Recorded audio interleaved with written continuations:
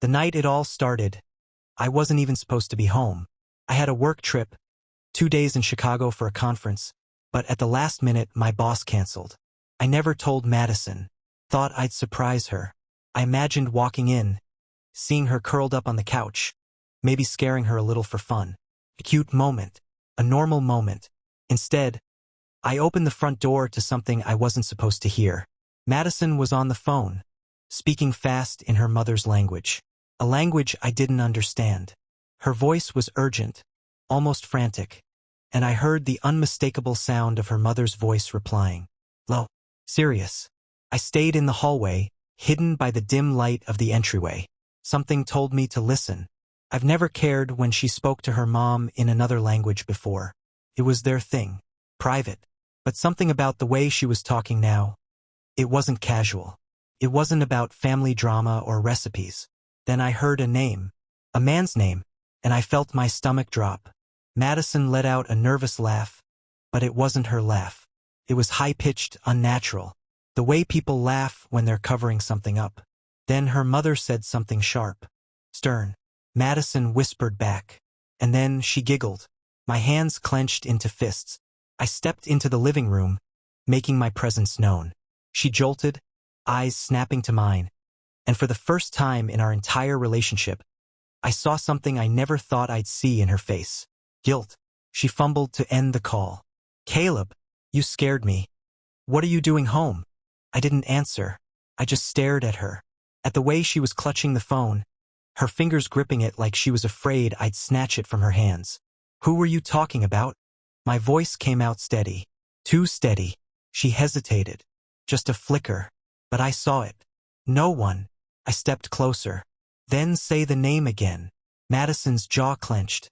She plastered on a fake smile, the kind she used on customer service workers. Oh my God. Are you serious? It was just girl talk. My mom was giving me advice. Advice on what? Her face darkened. Jesus, Caleb. Do you always have to interrogate me? I'd never interrogated her in my life. I'd never had a reason to. But now I had a damn good reason. She grabbed her phone and stood. I have to shower. And just like that, she ran. Not walked. Not sighed in exasperation and told me I was being ridiculous. She ran to the bathroom, locked the door, and turned on the shower. Like that would make me forget. Like that would erase the feeling in my gut that something was very, very wrong. I stood there for a long time, listening to the water run, to the sound of my own heartbeat pounding in my ears. And then, slowly, I turned back to the couch. Her laptop was open, screen still glowing. I wasn't proud of what I did next. But if you were in my shoes, if you had just heard your wife giggling about another man with her mother, you would have done the same thing. I sat down, and I looked. Her laptop wasn't locked. That alone told me she wasn't expecting to get caught. I stared at the screen, my pulse hammering. It was open to a browser window, some random online shopping site. But the moment I touched the trackpad, the screen flickered, and another tab caught my eye. Messages. Not her texts. She wasn't stupid enough to leave those open. But her Facebook Messenger. I clicked it. At first, I saw nothing unusual. A few conversations with friends, group chats, her mom. But then my eyes landed on one name. Ethan. I didn't know an Ethan. And judging by the fact that his chat was pinned at the very top, he wasn't just some old friend. I clicked, and what I saw made my vision blur with rage. The conversation wasn't long, but it didn't need to be. The most recent message was from her, sent just a few hours ago. Madison, he's gone for the night. I miss you already. I clenched my teeth so hard my jaw ached. Ethan, wish I could be there now. You're so damn addictive. Madison, I know. I can still feel you on me. I gripped the laptop, my fingers digging into the edges. This wasn't just flirting. This wasn't some harmless little secret. This was physical. This was real. My wife had been with this man. And then she had come home, kissed me, slept in our bed. Let me tell her I loved her like nothing had changed. I kept scrolling, my stomach twisting in knots. Ethan, Friday night again? Madison, of course. Same hotel. He has no idea. I stopped. The words hit me like a sledgehammer. He has no idea. I read it again, and again, and again. She had been laughing with her mother earlier, giggling, and I knew this was what they had been talking about. Not some random gossip, not some innocent little secret. They had been laughing about me, mocking me, treating me like a fool. I slammed the laptop shut so hard the sound echoed through the quiet house. The shower was still running. Madison was in there, humming to herself, blissfully unaware that I had just unraveled everything. I stood up, breathing heavily, my hands shaking from the sheer force of my own anger. I could have barged in right then, could have thrown the door open, confronted her while she was still wet and vulnerable, could have demanded answers, watched her scramble for excuses. But that would have been too easy. No, if she thought I was stupid, if she thought I was some clueless husband who would never figure it out, then she was in for a damn surprise. I was gonna play this game my way. I grabbed my phone, opened the voice recorder, and when Madison stepped out of the shower, wrapped in a towel, smiling like nothing was wrong, I was already 2 steps ahead of her. That I didn't say a word to her that morning. She came out of the bathroom, towel wrapped around her, hair dripping onto her shoulders, still humming some song like she hadn't just been giggling to her mother about screwing another man. I watched her move through the room, completely unaware, oblivious to the fact that her lies were unraveling. "You okay?" she finally asked, drying her hair with a towel. I forced a tight smile. "Yeah, just tired." She didn't even look suspicious, didn't even hesitate, because in her mind, I was still exactly what she thought I was, too trusting, too stupid to notice. That would be her biggest mistake. I had the messages, I had the proof, but it wasn't enough. I wanted to hear her admit it. I wanted to see the moment her perfect little web of lies collapsed around her. So I waited. At lunch, she kissed my cheek before heading out the door, telling me she was meeting her mother. Another lie. I let her go. Then I got in my car and followed her. She didn't go to the cafe she always went to with her mom. She didn't even drive in that direction. Instead, she took a completely different route, one that led her straight to a quiet little side street on the other end of town. I parked a few cars back and watched. Madison pulled into a small parking lot behind a gym, a place I had never seen her go before. And then, another car pulled up beside her. I didn't need to guess who it was. I already knew. The door opened, and out stepped Ethan. He was younger than me, maybe by a few years. Tall, athletic, the kind of guy who probably spent hours at the gym while his real life rotted away in the background. And my wife, she got out of the car, smiling like a damn schoolgirl, and walked straight into his arms. I gripped the steering wheel so hard my knuckles turned white. She kissed him, right there in broad daylight in a parking lot, like she had nothing to hide, like I didn't even exist. My vision went red. For a second, all I wanted to do was get out of the car, march up to them and end this right now. To drag her away, to scream in her face, to ask her how the hell she could do this to me. But no, that wasn't good enough. Madison wanted to treat me like a fool, like a clueless husband who would never suspect a thing. Fine. I was about to show her just how wrong she was. I took out my phone, aimed the camera, and pressed record. That I watched through the camera as Madison and Ethan stood close. Too close. Their bodies pressed together like they had done this 100 times before. Her hands slid up his chest, fingers curling into his shirt like she needed him. And Ethan? He smirked like he knew he had already won. Like I was nothing. I gritted my teeth so hard my jaw ached. But I didn't move, didn't make a sound. I just kept recording. They exchanged a few words, laughing, whispering, but I couldn't hear them from the car. Then, after a quick glance around, Madison grabbed his hand and led him inside the gym's back entrance. I could have followed, could have stormed in and ripped her away from him, demanded to know how long she had been treating our marriage like a joke. But that wasn't enough. Catching her red-handed wasn't enough. I wanted her to confess, and for that I needed more. I sat in my car for 20 minutes, breathing through my rage, letting it settle into something cold and calculated. Then I made the call. Her phone rang twice before she picked up. "Hey, babe." Her voice was light, cheerful, fake. "What's up?" I forced a sigh. "Just checking in. How's lunch with your mom?" There was a split-second pause. Then, smooth as ever, Madison laughed. "It's good. We're just catching up. You know how she is, always telling me what to do." Lies. I clenched my fist but kept my voice calm. Sounds nice. What are you guys talking about? Another pause. This time longer. Oh, just family stuff. You know, my cousin is having a baby soon, so... I stopped listening, because I was too busy watching her. Through the windshield, I saw movement near the gym's back door. Madison stepped outside, phone pressed to her ear, looking around as if making sure no one was watching. Her hair was messy now, her cheeks flushed, like she had been doing something intense. I swallowed back the bile rising in my throat. That's great, I said, keeping my tone light. Hey, can you send me a picture? A picture? She echoed, confused. Yeah, of you and your mom at lunch. Silence. For the first time, she hesitated.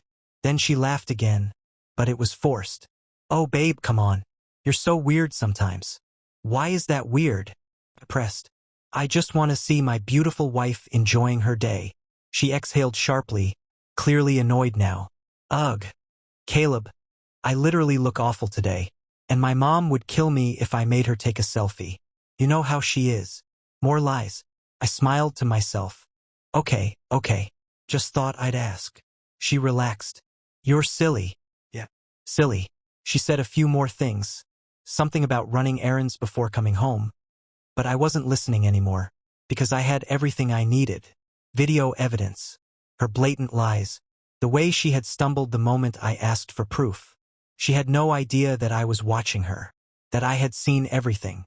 And when she came home that night, smiling, kissing me like nothing had happened, I kissed her back. Because when I confronted her, I wanted her to burn. Madison walked through the front door that evening like she hadn't just spent her afternoon tangled up with another man. She smiled at me, kicked off her shoes, and stretched like she'd had a long day, like she was tired. I almost laughed. Hey, babe, she said, setting her purse on the counter. You okay? You look a little off. I had to remind myself to breathe, to keep my expression normal, to not let her see the war raging inside me. I forced a small smile. Just tired. Work was a mess today. Ugh. Same. She groaned, rolling her eyes. Mom wouldn't stop talking about my cousin's baby. It was like the only topic of conversation. Is Terta here? She's testing the lie, making sure I believed her story. I nodded like an idiot husband who bought every word. Sounds exhausting. She laughed, walked over, and wrapped her arms around my neck. Her body pressed against mine. Warm. Familiar. A lie in the shape of my wife. I could still see her in that parking lot, kissing Ethan, leading him inside, coming back out flushed and breathless. And now she was touching me with the same hands she had just been all over him with. My stomach twisted. I wanted to shove her away, to wipe every trace of her off my skin. But I held still, because this wasn't the moment.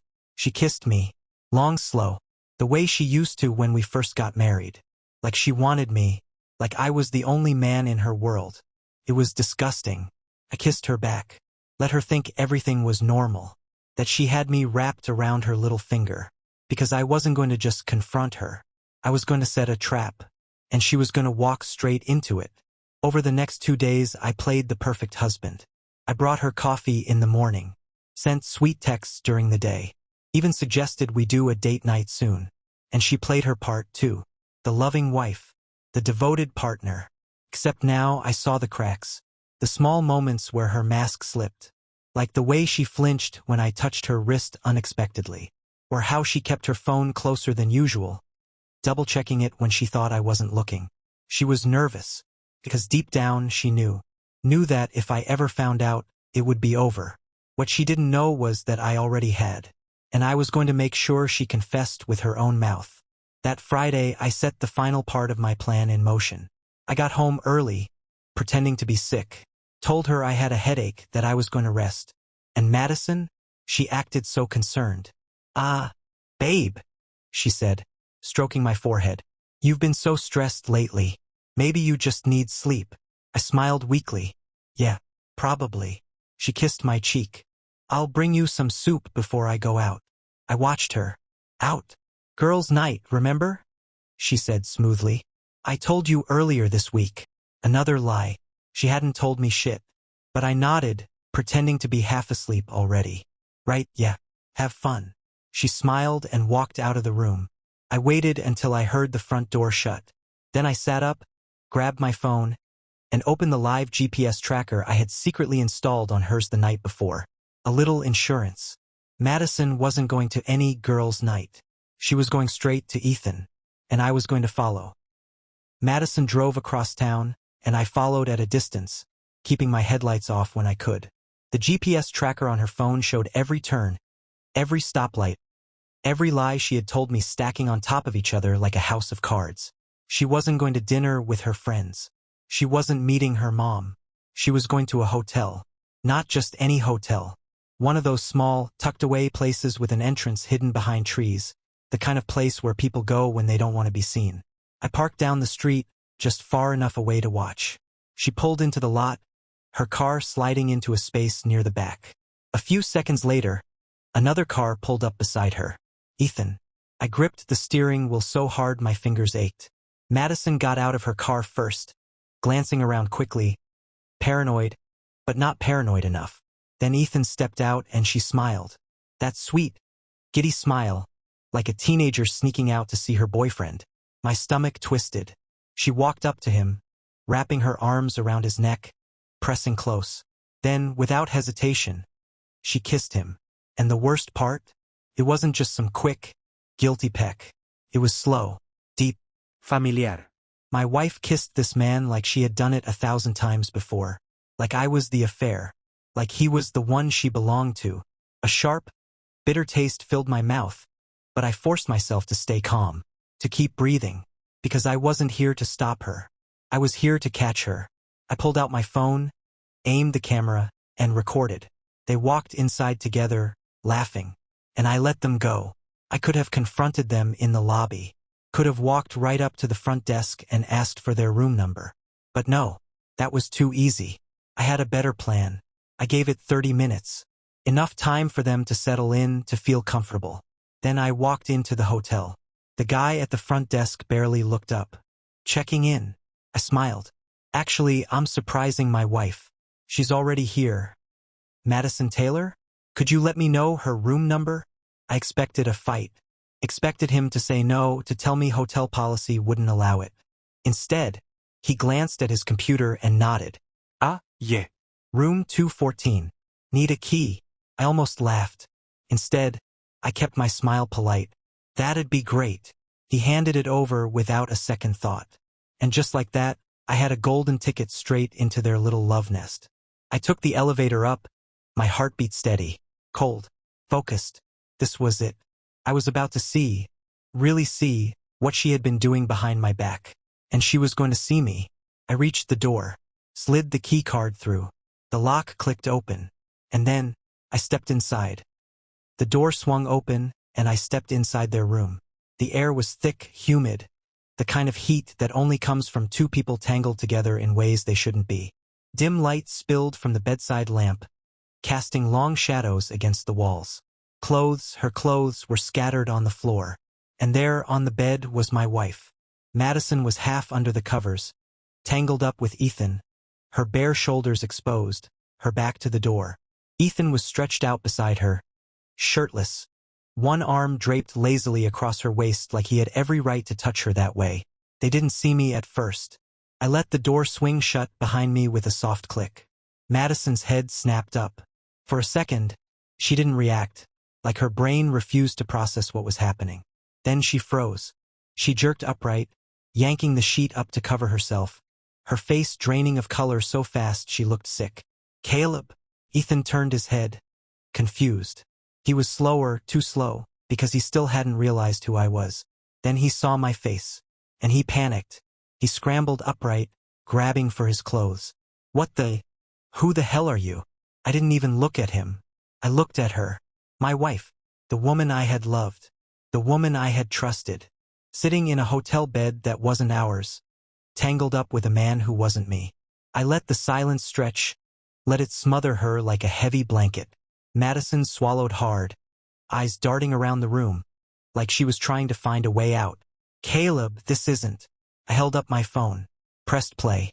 Her own words, crystal clear, filled the room. He has no idea.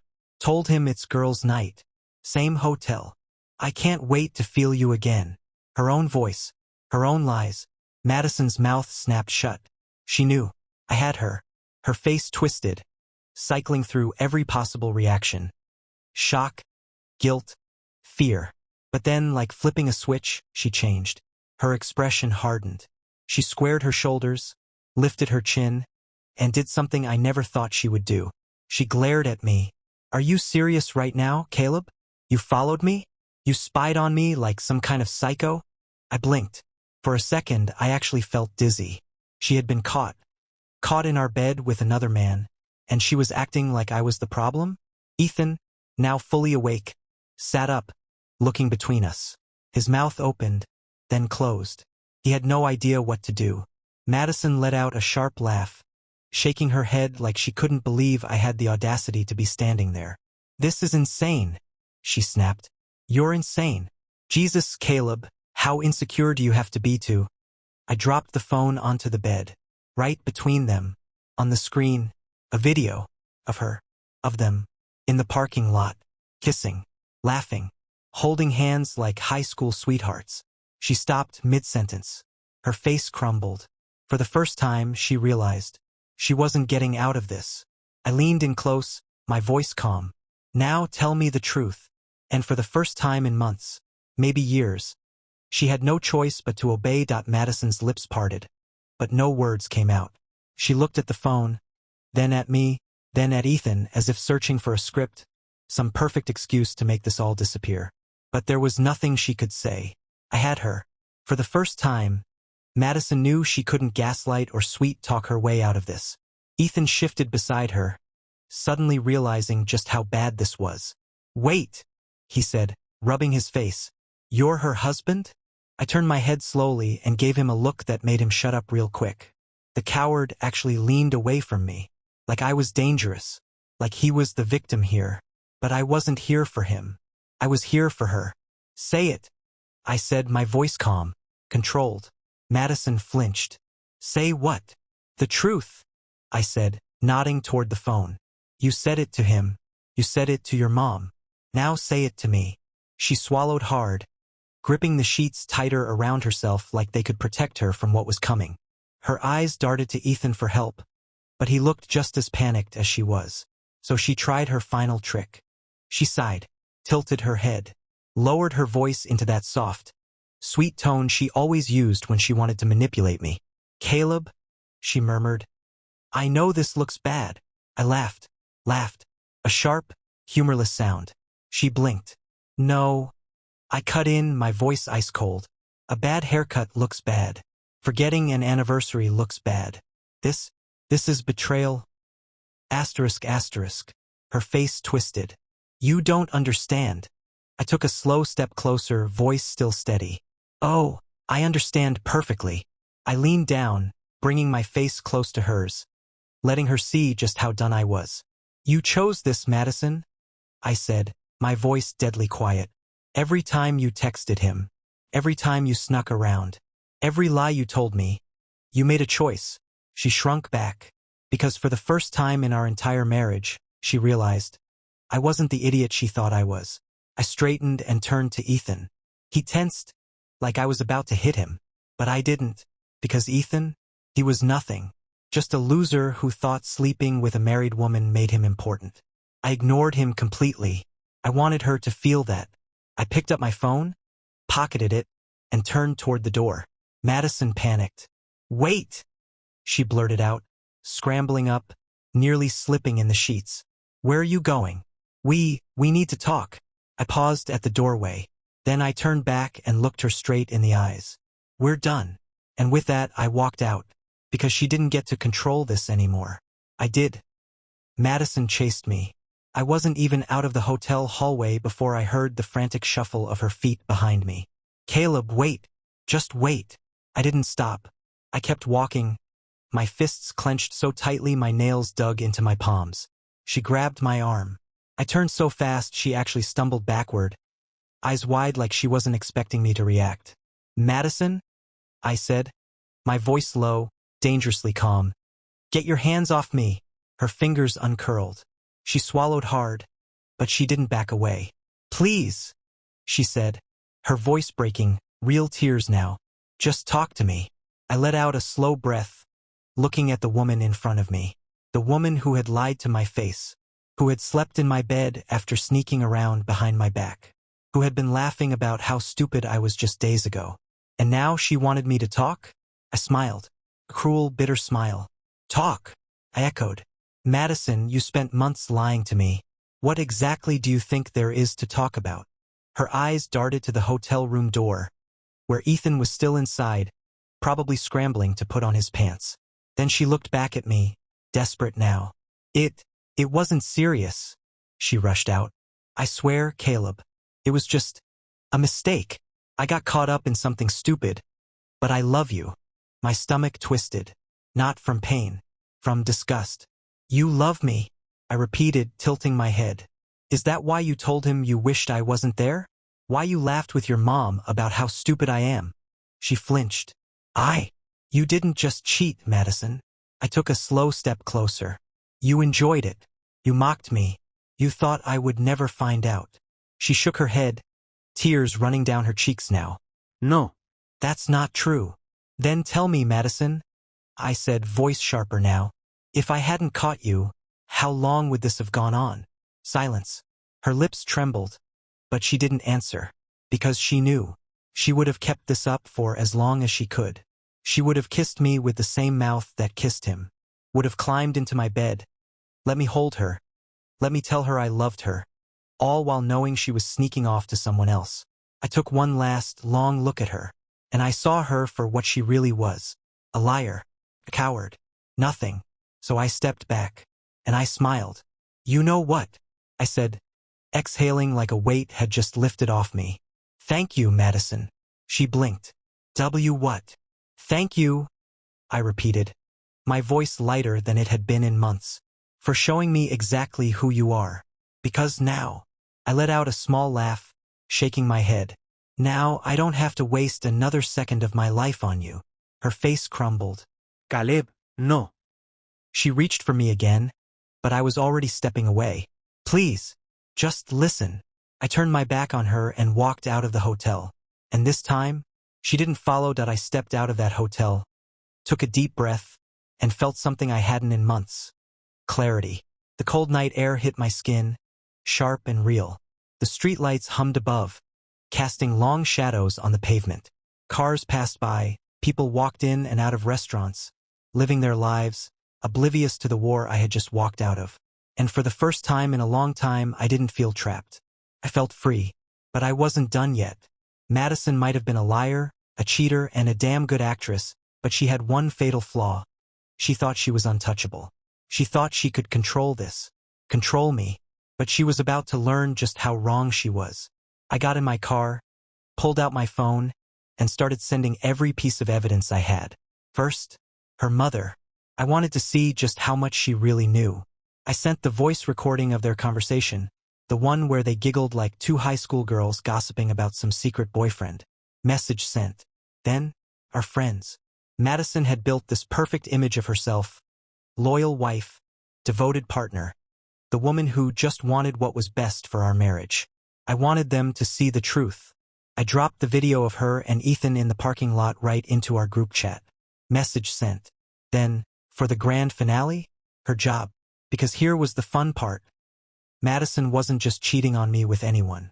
She was cheating with someone from her office. Ethan wasn't just some random gym guy. He worked under her, a direct subordinate. And I knew, without a doubt, that their company had a very strict policy about workplace relationships. So I found her boss's email and attached everything: messages, photos, timestamps. The subject line? Urge, inappropriate workplace conduct. I hovered over the send button, and I didn't even hesitate. Message sent. I tossed my phone onto the passenger seat and exhaled, watching as the hotel door swung open behind me. Madison rushed outside, barefoot, wrapped in a thin jacket. Her face was desperate, panicked, like she had just realized how real this was. She saw my car, saw me sitting inside, and sprinted toward it, slamming her palms against the window. Caleb, stop. I rolled it down just an inch. It's done, Madison. My voice was calm, steady. You lost. Her chest heaved, eyes wild. You don't understand. I made a mistake. I tilted my head. Yeah, so did I. Her face lit up with the tiniest flicker of hope. You did. I smirked. Yeah, I said. I married you. Then I rolled the window up, put the car in drive, and left her standing there. Because Madison, she wasn't my problem anymore. I didn't go home. Not yet. I drove for a while, watching the city blur past me, the weight in my chest growing lighter with every mile. My hands were steady on the wheel, my breathing slow, controlled. I wasn't angry anymore. Anger was what she wanted. Anger meant she still had power over me. But she didn't. Not anymore. My phone buzzed. Madison, 7 missed calls. Then another message. Please, don't do this. We need to talk. I love you. I let out a sharp, bitter laugh. Love? She had been loving Ethan in a hotel bed not even an hour ago. She had kissed me the same night she kissed him. She had lied to my face so easily, so effortlessly, like it meant nothing. That wasn't love. That was possession. She didn't want to lose me because I was her stability, her safety net, the backup plan she never thought she'd need. Too bad for her. I was done being anyone's backup. I ignored the messages, tossed my phone onto the passenger seat, and kept driving. I didn't stop until I reached my brother's house. I barely knocked before he yanked the door open, looking confused as hell. Caleb? What? I walked past him, grabbed a beer from his fridge, and collapsed onto his couch. He stared at me for a second, then sighed. Okay, what did she do? I took a long sip. She ked someone else. Silence. Then, you want me to kill him? I barked out a laugh. Nah, I already ruined both their lives. Feels better than murder. I told him everything, the texts, the hotel, the recording, the emails. He listened, his jaw tightening, his fingers drumming against the table. When I finished, he let out a slow whistle. Damn, you really went scorched earth on her. I shrugged. She deserved worse. He studied me for a long moment, then nodded. Good. She deserves everything coming to her. I exhaled, letting my head fall back against the couch. For the first time in months, I felt at peace. No more suspicion. No more doubt. No more wondering why she didn't look at me the same way she used to. The answer had been there all along. She never stopped looking at me like that. I just stopped being the man she wanted to look at. And now, I didn't care what she wanted anymore. I woke up to the sound of my phone buzzing on the table. I had crashed at my brother's place, barely remembering when I passed out. After everything that had happened, my body finally gave in to exhaustion. The morning light filtered through the windows, warm and golden. A new day, a new life. I reached for my phone, squinting at the screen. Madison, 34 missed calls, 19 messages, 4 voicemails. I swiped through the texts without opening them. Caleb, please just talk to me. You're overreacting. It didn't mean anything. I swear. Don't throw everything away over a mistake. Answer me. Then, her last message, sent at 5:43 a.m. You ruined my life. I smiled, and deleted the entire thread. That her? My brother asked, walking in, yawning as he grabbed a coffee from the counter. Yep. He snorted. She still begging? I stretched, feeling lighter than I had in years. Not my problem. I meant it, because Madison wasn't my problem anymore. I had spent so much time wondering what I did wrong, what I could have done differently. But the truth? It was never about me. It was about her. Her selfishness, her lies, her need for control. And now, for the first time in my life, I was free. No more walking on eggshells. No more questioning my worth. I had my proof. I had my closure. And Madison? She had nothing. My phone buzzed again. But this time, it wasn't her. It was a message from one of our mutual friends. Bro, you won't believe this. Madison just got fired. I laughed. Not because I was happy, but because karma finally did its job. I grabbed my coffee, took a slow sip, and leaned back on the couch. And for the first time in a long, long time, I moved on.